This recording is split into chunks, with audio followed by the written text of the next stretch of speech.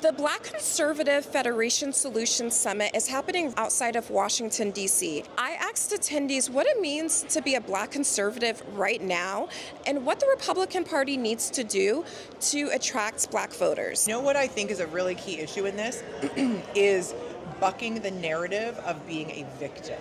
I think that is so huge because I truly believe that there's an indoctrination in the Black community to, number one, always feel less than. I think there's a concerted effort to make us feel less than. And I think that they are constantly wanting to keep us in this cycle of feeling like a victim so that we stay dependent on the government for us to be able to live. I think they want us to feel like we're not able to thrive, and I think that the young Black conservatives are the ones that are really going against that narrative. DEI should be for the American Black woman right now, in my personal opinion. That is your leverage, your stage to go into the workforce. So now when you have something that could kind of catapult them over those hurdles, everyone else is coming in and taking it over. LGBTQ, da da da da da da da da da da da da. And now the thing that was created for is now only 4%.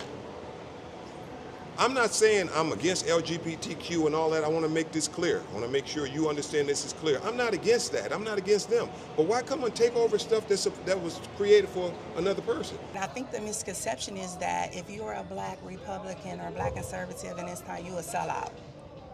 You don't understand you drinking some Kool-Aid. I haven't drinking any Kool-Aid. I stand on my principles. There's races on both sides of the aisle. There are people with ill intent on both sides of the aisle, and there are people who are my kinfolk that are not my kinfolk. When I look at politics, if you had to choose a side, then I have to align with a party that supports things that more align with what my scripture says. I talk to a lot of African Americans, they don't even understand the difference between liberal and conservative.